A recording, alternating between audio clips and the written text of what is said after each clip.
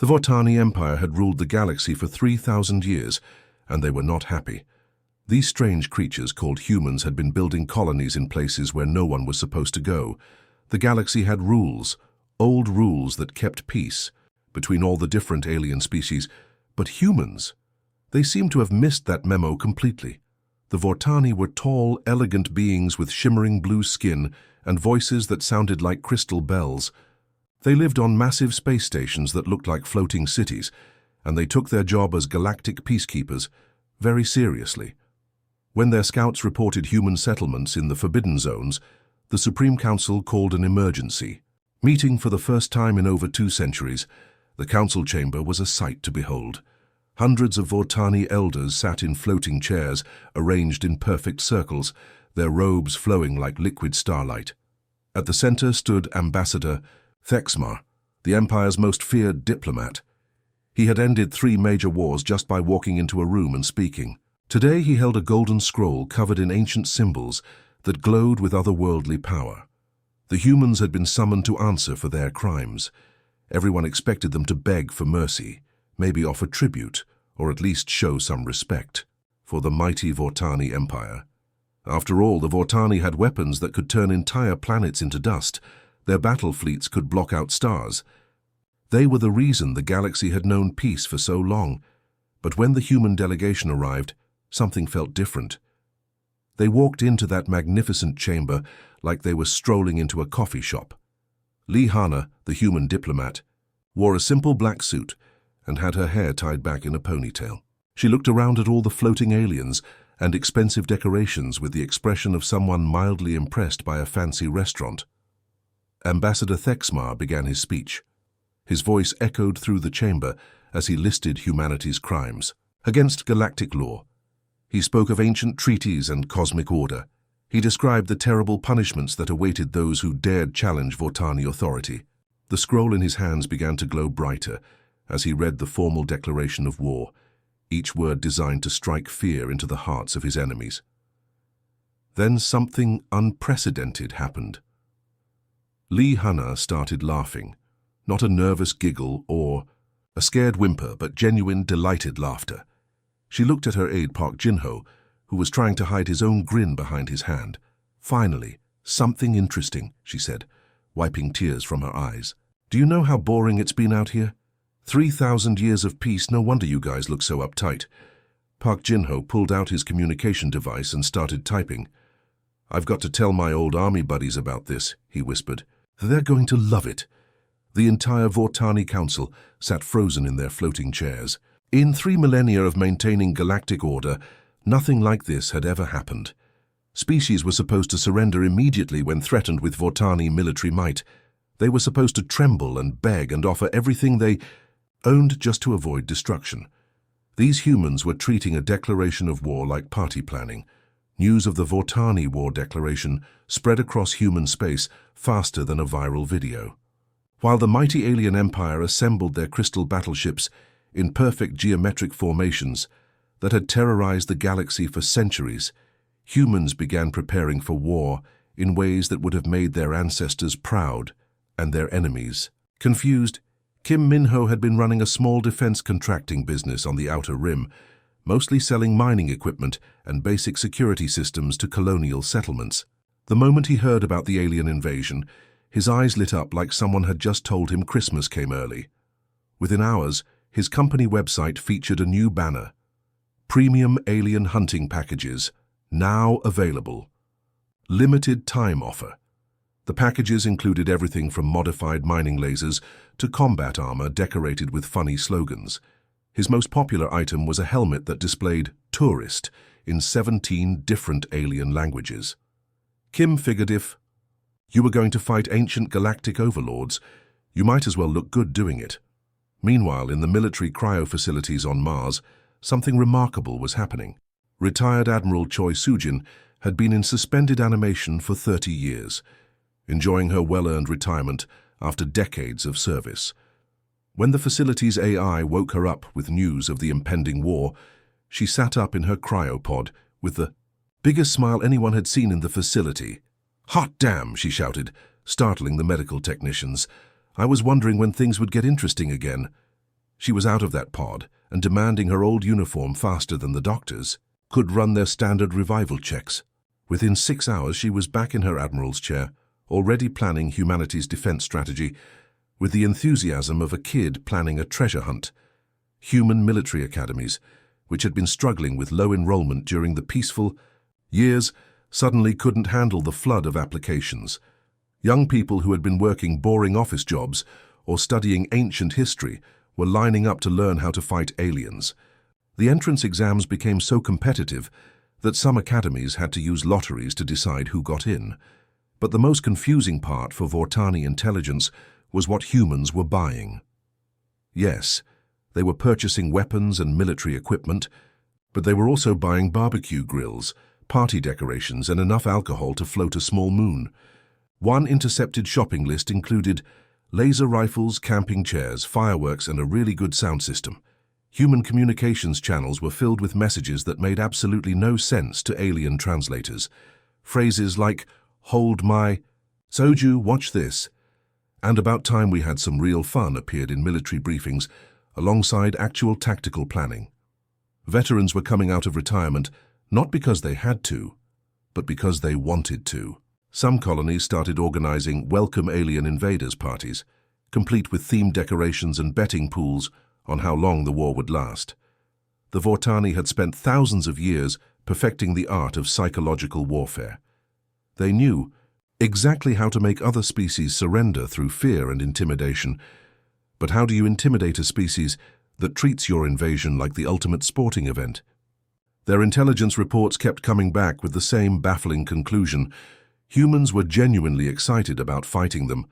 The Titan VII system had been a quiet mining operation on the edge of human space, the kind of place where nothing exciting ever happened. The asteroid belt was rich in rare minerals, and the 3 human patrol ships assigned to protect it usually spent their time playing cards and complaining about how boring their assignment was. That all changed when the Vortani scout fleet arrived. The alien ships were magnificent and terrifying. 6 massive vessels that looked like floating crystal cathedrals, each one the size of a small city. They moved in perfect formation, their hulls glowing with energy that could slice through planets. For 3,000 years, this exact formation had made entire civilizations surrender without firing a shot. The Vortani commander, a veteran of dozens of conflicts, expected the usual response. The primitive humans would see their overwhelming power, realize they were outmatched, and either flee or beg for mercy. He activated his energy wall formation, a tactic that created an impenetrable barrier of pure destructive force. It was beautiful, elegant, and absolutely unstoppable. Captain Han Taijun was having the best day of his life.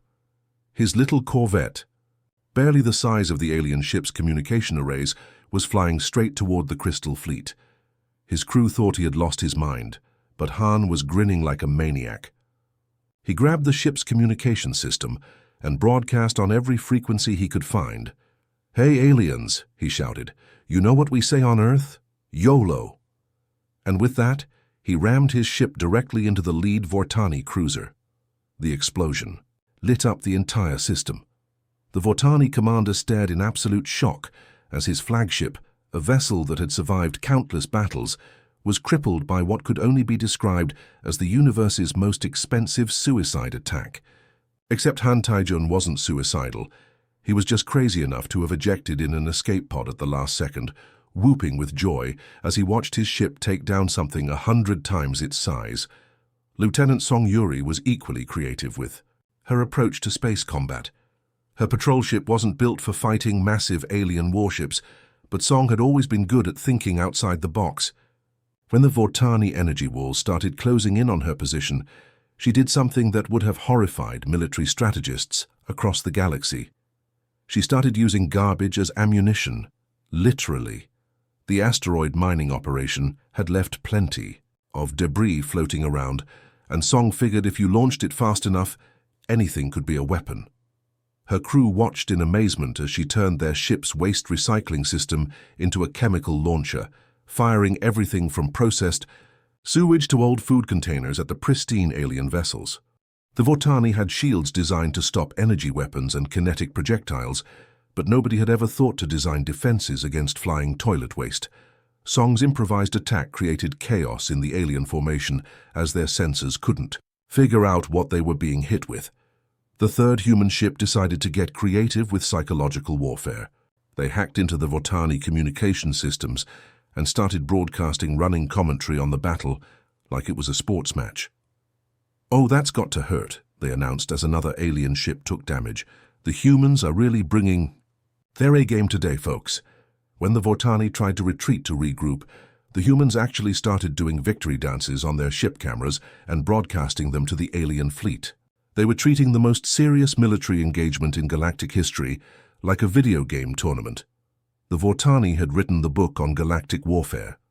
Actually, they had written several books, each one a masterpiece of military strategy studied by every civilized species in the galaxy. Their battle tactics were so refined that most conflicts ended before they even began. Everyone knew the rules. Superior firepower wins, strategic positions matter, and you never, ever abandon valuable territory. Humans apparently had never read those books. Fleet Admiral Yoon Ji-hyun was quickly becoming the Vortani Empire's worst nightmare. She commanded a small battle group near the Kepler colonies, and everything she did broke every rule of sensible military conduct. When Vortani forces surrounded her fleet at the strategically important mining station of Kepler 7, she did something that made alien commanders question their own sanity. She abandoned it, just packed up her ships and left, leaving behind a facility worth billions of credits and enough rare minerals to fund a small war. The Vortani moved in to claim their prize, congratulating themselves on an easy victory.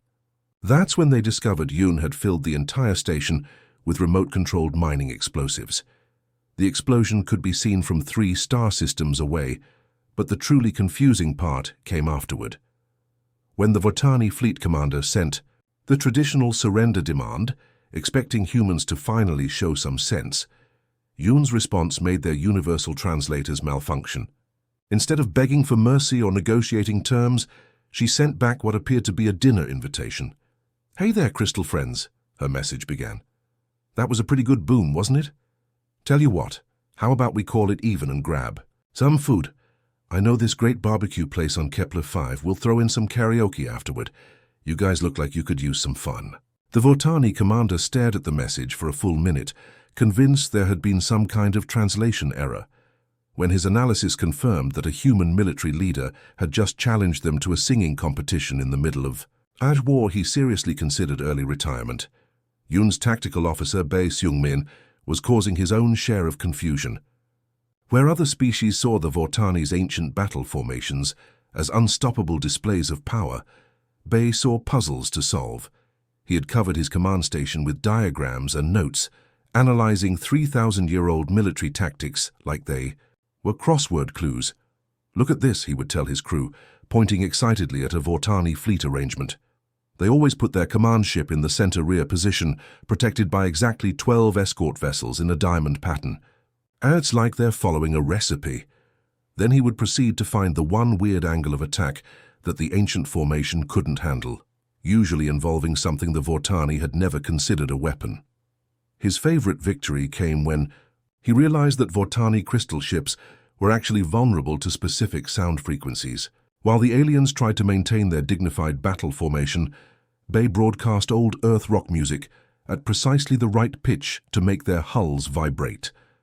The sight of massive alien warships shaking uncontrollably to guitar solos became legendary across human space.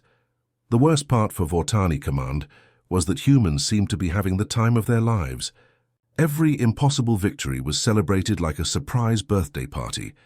Every narrow escape was treated like the world's best roller coaster ride. They were turning the Empire's carefully planned conquest into some kind of cosmic entertainment. And it was working. The Vortani Empire had reached its breaking point. After months of humiliating defeats at the hands of creatures who treated warfare like a game show, they decided to end this embarrassment once and for all. Deep in their most secure vaults, they retrieved weapons that hadn't been used in over 1,000 years. Planet-killer cannons, each one capable of cracking worlds in half.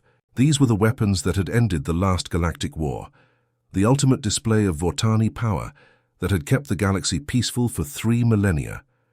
When the massive weapons platforms emerged from hyperspace, even humans had to admit they looked pretty impressive. Each cannon was the size of a small moon, crackling with energy that could be seen from neighboring star systems. The Vortani broadcast their final ultimatum across all human colonies: surrender immediately or watch their worlds burn. The human response was not what anyone expected. On the agricultural colony of New Harmony, engineer Lim Huna was having a problem with her colony's water purification system. The filters had been acting up for weeks, and the purification chemicals were building up to dangerous levels. Most people would see this as a maintenance headache. Huna saw it as an opportunity. When a Vortani battleship approached New Harmony, expecting to find a defenseless farming colony, they instead found Huna's latest invention. She had converted the entire water treatment facility into what she cheerfully called the galaxy's largest squirt gun. The purification chemicals, normally used to clean drinking water, turned out to be highly corrosive to Vortani crystal hulls when properly concentrated. The alien battleship that had come to destroy the colony found itself being eaten alive by what was essentially weaponized cleaning fluid.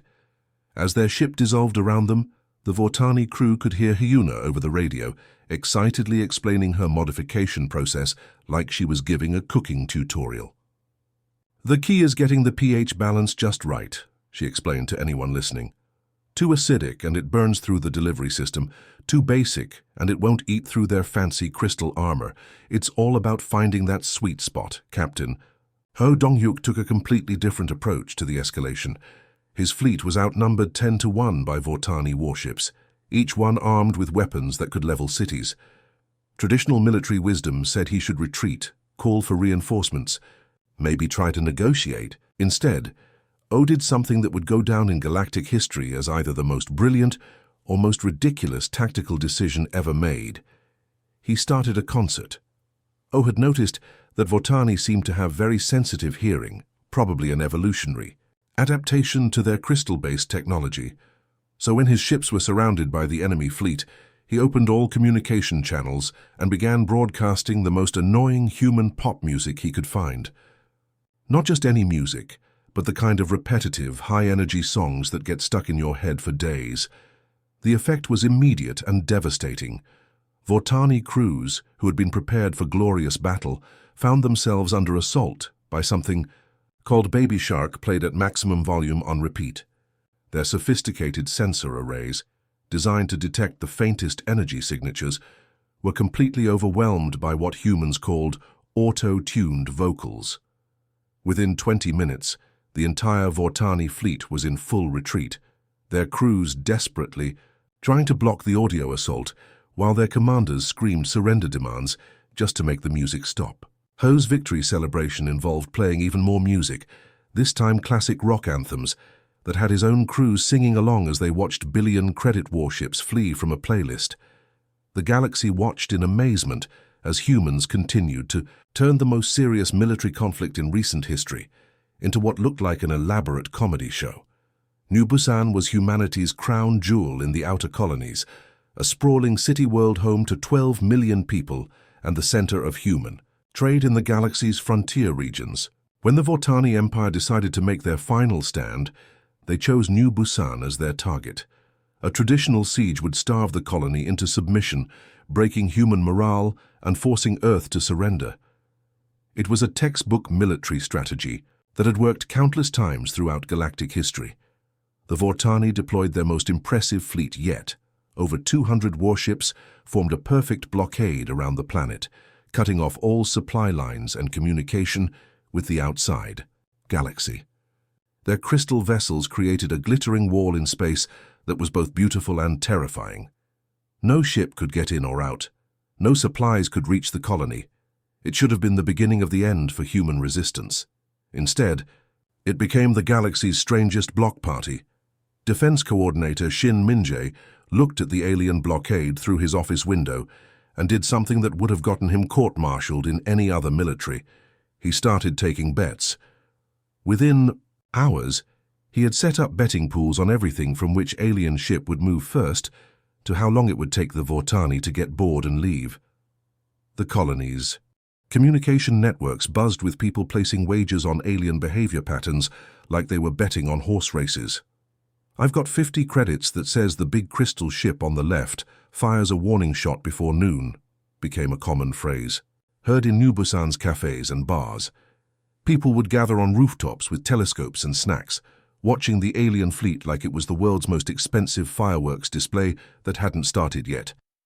Civilian leader Kang So-min took things even further. If they were going to be stuck under siege, she figured they might as well have fun with it. She organized what she called siege parties throughout the colony.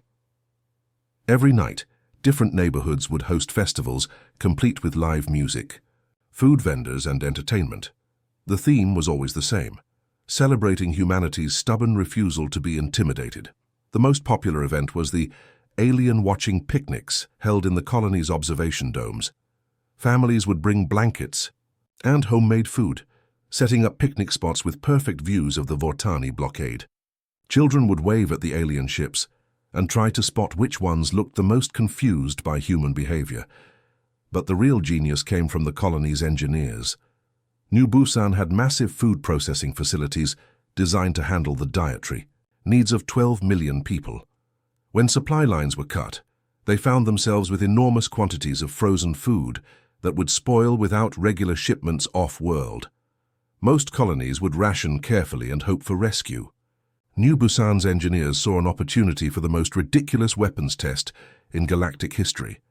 They converted the colony's industrial food launchers, normally used to ship frozen goods to cargo vessels, into improvised gravity catapults. These machines could launch a frozen turkey with enough force to crack asteroid rock. When aimed at delicate crystal starships, the results were spectacular. The first food assault happened during week 3 of the siege. A Vortani patrol craft got too close to the planet's atmosphere, probably trying to scan for signs of human surrender. Instead, it got hit by a barrage of frozen pizzas launched at near light speed. The impact cracked the ship's hull and sent it spinning away from the planet, while the entire colony cheered and placed bets on whether the aliens would come back for seconds. The siege that was supposed to break human morale instead became a months-long carnival. While Vortani crews sat in their ships wondering when the humans would start acting like normal conquered people, New Busan threw the longest, loudest, most defiant party in galactic history. The Vortani Empire's greatest minds were having a collective nervous breakdown. After 6 months of warfare that defied every logical principle they had learned in 3,000 years of galactic dominance, they decided to try something desperate, talking to the humans like civilized beings. The peace negotiations were held on a neutral space station in the Proxima system, a gleaming diplomatic facility that had hosted countless treaty signings throughout galactic history. The Vortani delegation arrived in their finest ceremonial robes, each one worth more than most planets' annual budgets. Their diplomatic protocols had been refined over millennia, designed to project power, wisdom, and the inevitable weight of surrender that all their enemies eventually accepted. Then the human delegation walked in.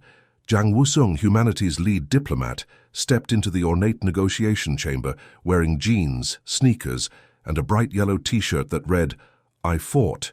Aliens and all I got was this lousy vacation."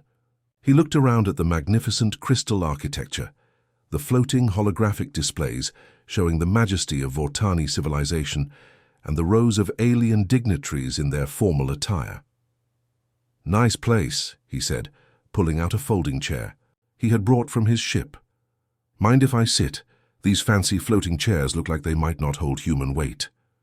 The Vortani chief negotiator, a being whose name required 17 syllables and 3 different tones to pronounce correctly, began the formal proceedings with a speech that had been delivered to conquered species for over 1,000 years. It was a masterpiece of diplomatic language, designed to offer mercy while making it clear that resistance was futile. Jang listened politely while eating what appeared to be a sandwich, occasionally nodding and making notes on a tablet that looked like it had been purchased at a discount electronics store. When the alien finished his grand pronouncement, Yang stood up and brushed sandwich crumbs off his shirt. "That was really something," he said. "But before we get into all the surrender talk, I've got a question. Do you guys have any bigger ships?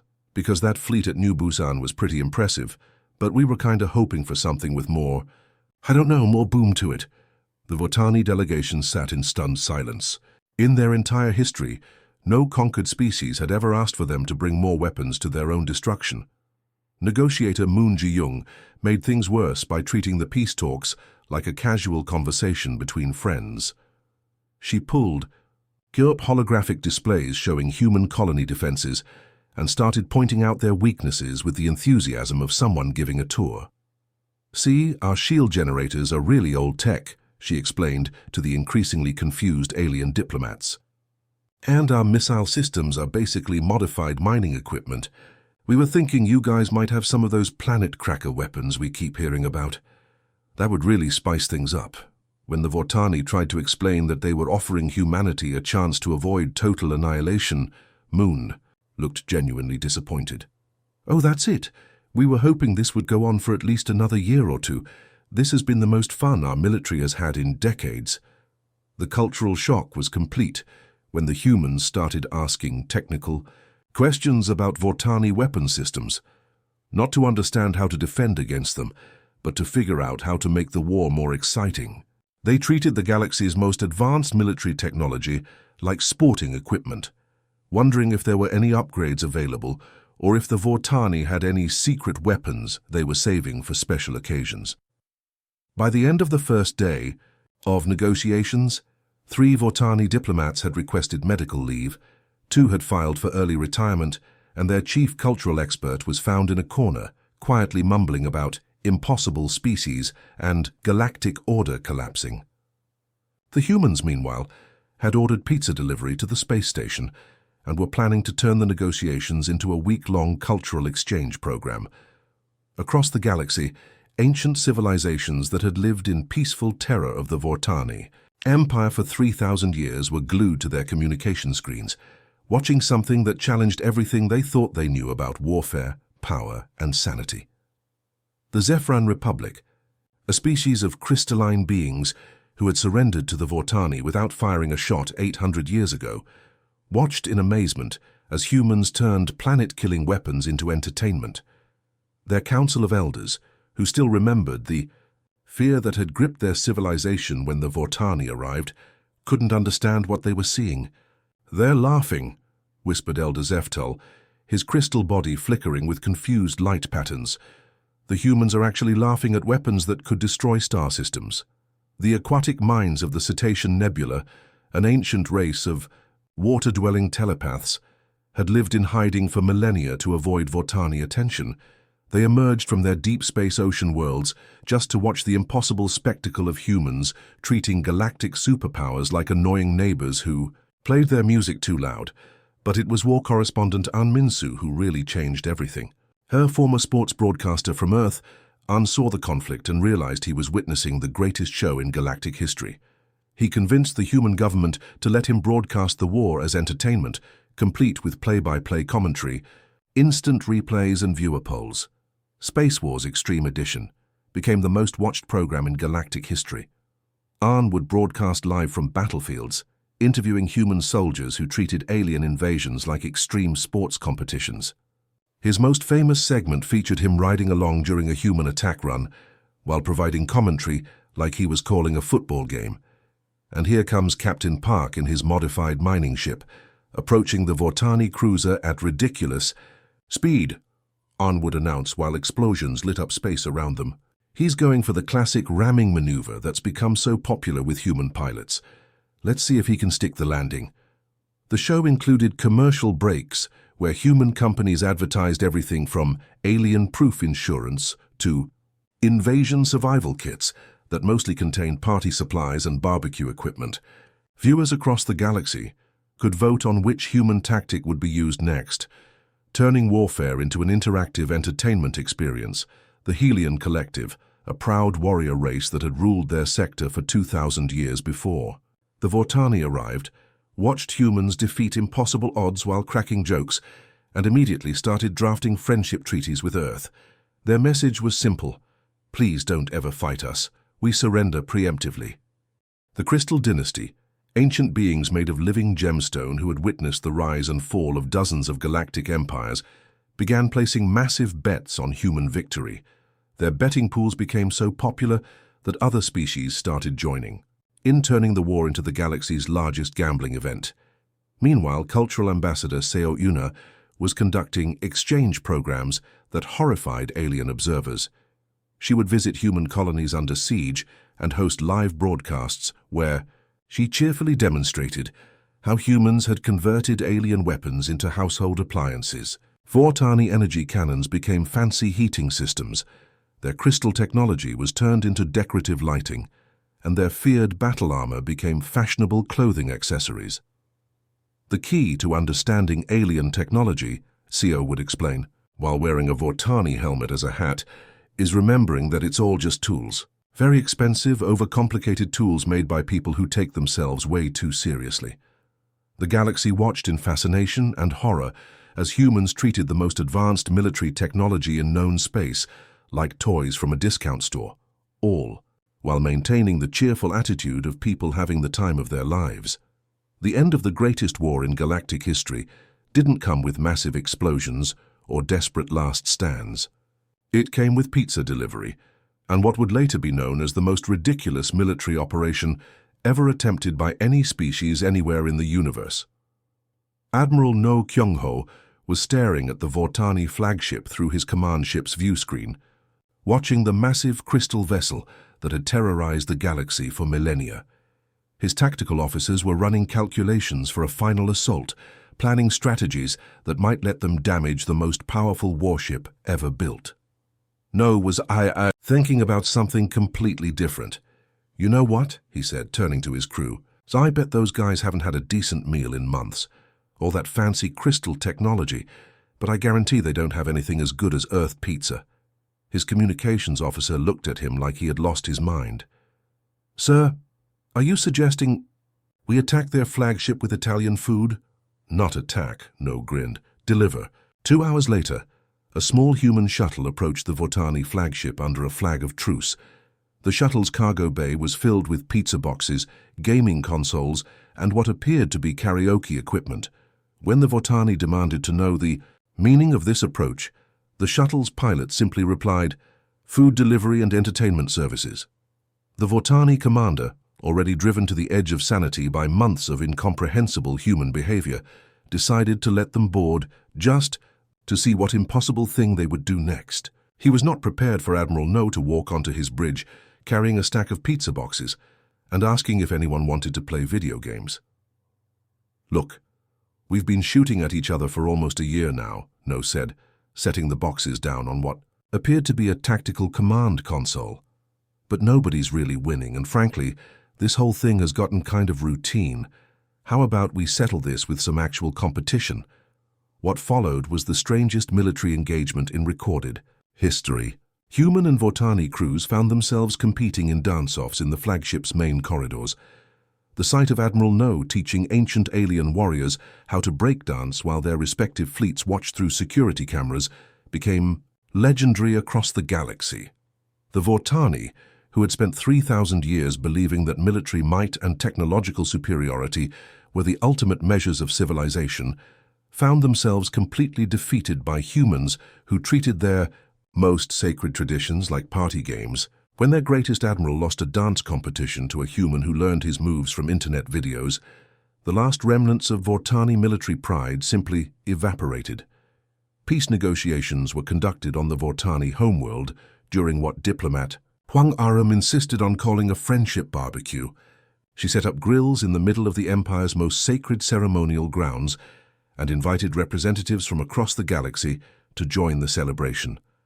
The formal peace treaty was signed between the main course and dessert, with humans insisting on adding clauses for annual competitions instead of wars. "We had fun," Huang explained to the bemused alien dignitaries while flipping burgers. "You guys were actually pretty good sports about the whole thing. How about we do this again next year, but maybe with less of the planet-destroying stuff and more of the friendly competition?" The treaty established the first Galactic Games, annual competitions where disputes would be settled through sports, games and cultural exchanges instead of warfare. Humans had accidentally revolutionized interstellar diplomacy by treating it like a cosmic recreation center. As news of the peace spread across the galaxy, humanity began receiving diplomatic invitations from every major civilization. Some wanted to become allies with the species that had defeated the mighty Vortani Empire through sheer audacity. Others wanted to make very sure they stayed on humanity's good side, just in case humans ever decided their planets looked like fun places to visit. The galaxy would never be the same, and somehow that felt exactly right.